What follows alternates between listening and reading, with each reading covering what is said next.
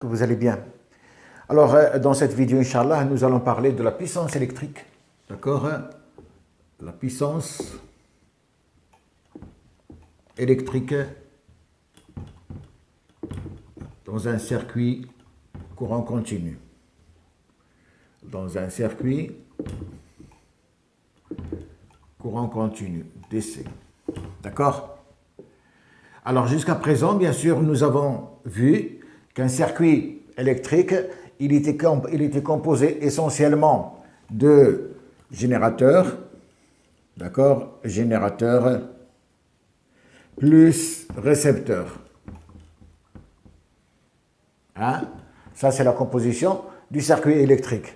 Le générateur, on avait vu, on pouvait avoir la pile et on peut avoir le générateur, grosso modo, un générateur, c'est-à-dire en général. Et dans le récepteur, donc on a parlé de dipôle. Dipôle, grosso modo. On verra par la suite les différents types de dipôles qui existent. Alors bien sûr, dans ce circuit électrique, il y a deux paramètres, deux grandeurs importantes que nous avons vues. Alors ces grandeurs, bien sûr, on a parlé de la tension, on a parlé de la tension U en volts, et on a parlé de l'intensité UI en ampères. Alors bien sûr, ces grandeurs, c'est-à-dire, c'est la source, si vous voulez, de l'énergie, source de l'énergie électrique. Énergie électrique. Source de l'énergie électrique, d'accord, hein, ce sont la tension et l'intensité. Donc ça, c'est ce qu'on a vu en général, d'accord, d'une manière, c'est-à-dire grosso modo, dans un circuit électrique. Alors aujourd'hui, nous allons parler de la puissance électrique dans ce circuit. Alors la puissance électrique, la puissance électrique P, nommée P, la puissance électrique nommée P, n'est rien d'autre que, d'accord, et la quantité d'énergie, la quantité d'énergie par seconde. La quantité d'énergie que traverse un dipôle, que traverse un dipôle par seconde. Un dipôle par seconde. Donc, vous devez, c'est-à-dire bien noter cette définition de puissance.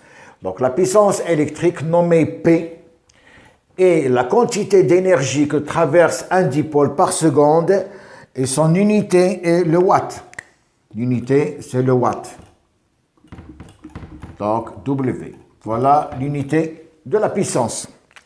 Alors, de là, je peux écrire que la puissance, elle est égale à l'énergie que traverse un dipôle quelconque par unité de temps que j'appelle delta T. Voilà, c'est-à-dire la puissance électrique, ce que ça veut dire. Bien sûr, ici c'est le watt, d'accord? E en joules, et delta T c'est la durée, hein, la durée que l'énergie traverse un dipôle en secondes. D'accord, hein? Donc la puissance P, c'est l'énergie que traverse un dipôle quelconque qui est en joules sur la durée, hein, de traversée de cette énergie, c'est-à-dire delta T, qui est en secondes. Donc si je prends E en joules, delta T en secondes, je vais trouver la puissance en watts. Alors bien sûr, faites attention, la puissance, elle est différente de l'énergie. La puissance est différente de l'énergie, hein? Parce que vous voyez ici que la puissance, c'est l'énergie sur le temps. Et l'énergie, normalement, c'est la puissance multipliée par la durée.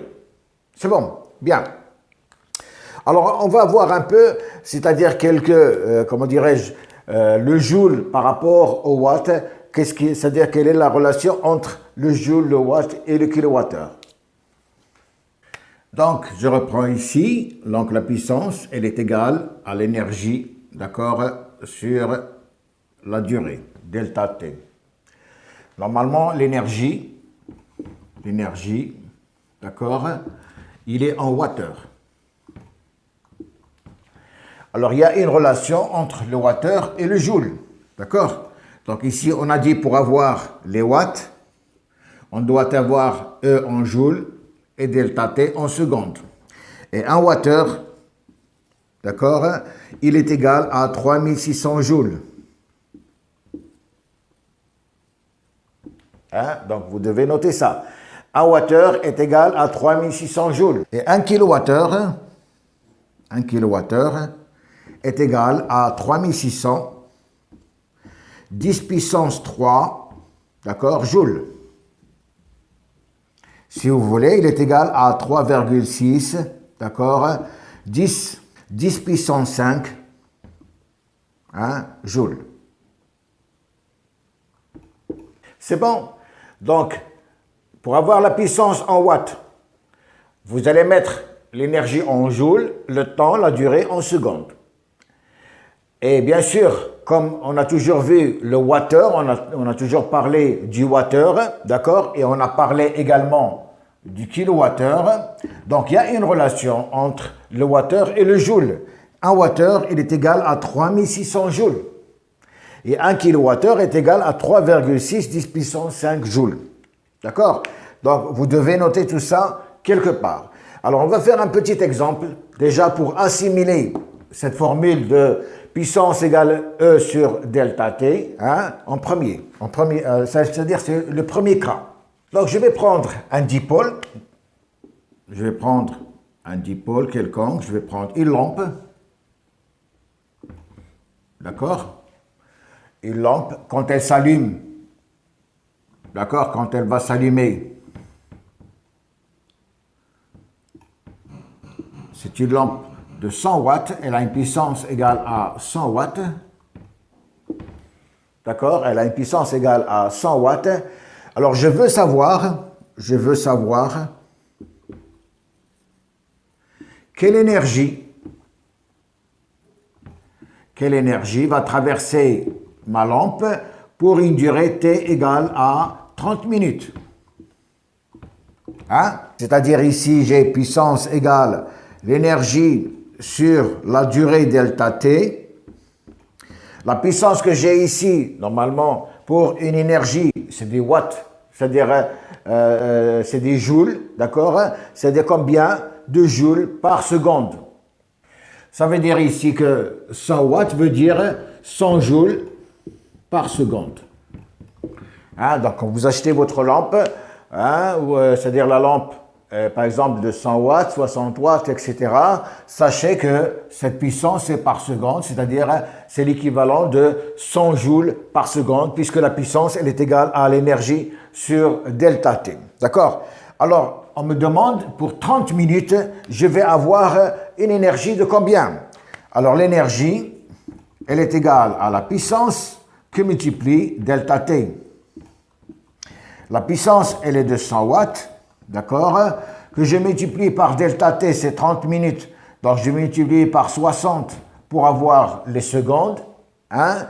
Et je vais trouver une énergie égale à 180 10 puissance 3 joules. Voilà mon énergie. Elle est égale à 180 10 puissance 3 joules. Alors, bien sûr, ici, je peux transformer ça en wattheure comme je peux le transformer en kilowattheure. Donc, nous allons voir combien de wattheures ici.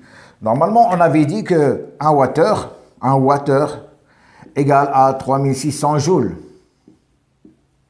Ça veut dire qu'un joule égale à 1 sur 3600.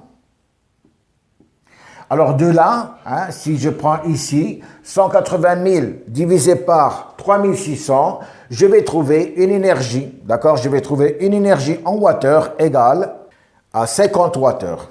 50 wattheures. Donc, voilà l'énergie, c'est-à-dire en 30 minutes, voilà combien ma lampe va consommer. Elle va consommer 50 wattheures. Alors, tout ça paraît simple, mais c'est-à-dire, si vous ne comprenez pas la base déjà de départ, hein, par la suite, vous allez avoir des problèmes. Donc déjà, vous devez être capable quand vous allez prendre une lampe que vous achetez chez vous, que vous allez mettre en circulation, vous devez être capable de savoir si on vous dit c'est une lampe de 100 watts, ça veut dire que c'est une lampe de 100 joules par seconde.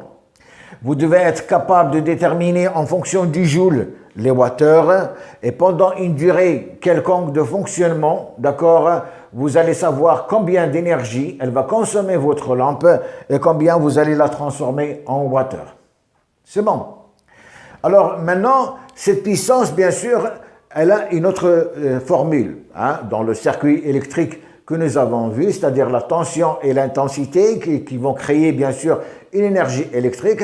Nous allons voir la puissance en fonction de la tension et de l'intensité, c'est une autre variante. D'accord? Bien.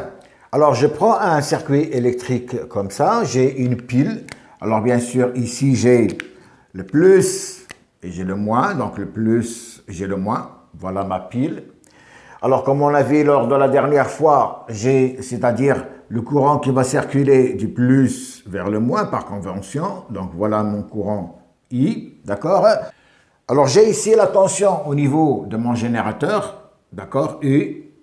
Donc, elle va dans le même sens que le courant. Alors, bien sûr, le courant, il va circuler, donc il va rentrer dans mon récepteur comme ça, il va revenir ici.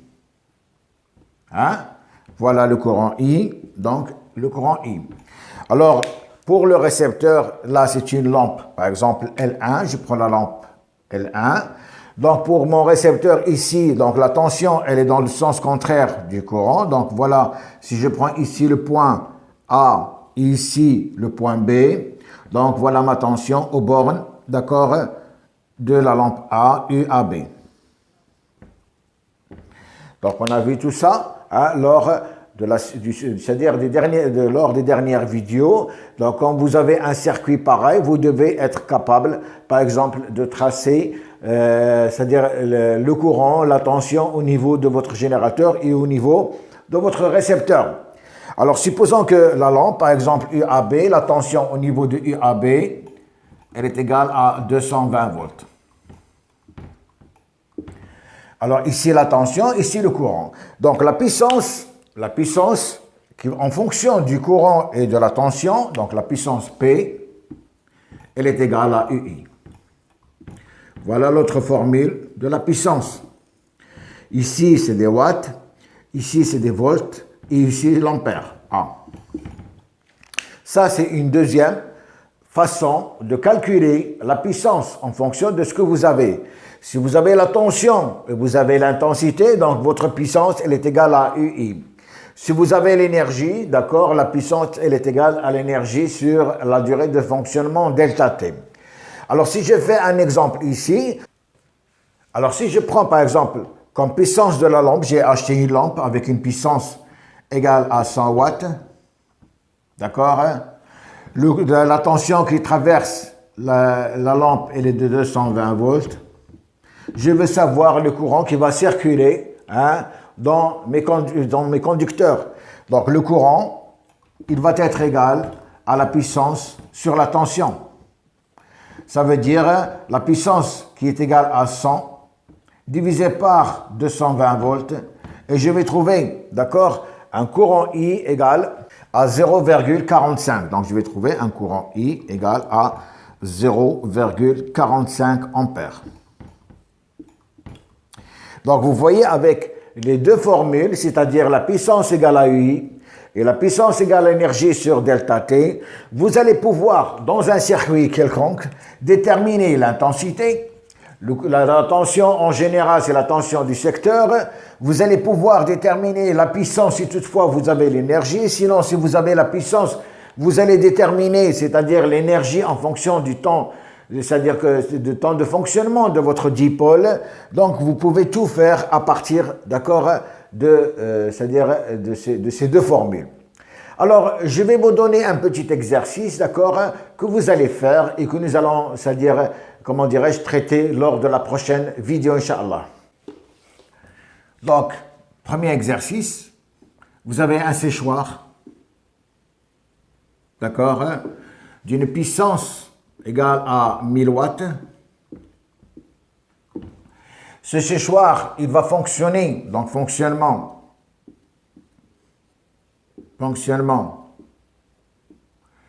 delta T égale à 1h30 minutes. Donc, calculer l'énergie, calculer l'énergie, E. Alors, vous allez le calculer en joules et vous allez le calculer en kilowattheure. Ça, c'est le premier exercice, d'accord? Fonctionnement, donc vous avez un séchoir d'une puissance de 1000 watts. Le fonctionnement 1h30, vous allez calculer l'énergie. C'est-à-dire que va traverser ce séchoir pendant 1h30, vous allez le calculer en joules et vous allez le calculer en kilowattheure. C'est bon. Deuxième exercice. Alors, vous avez une machine à laver. D'accord? Sur la plaque signalétique.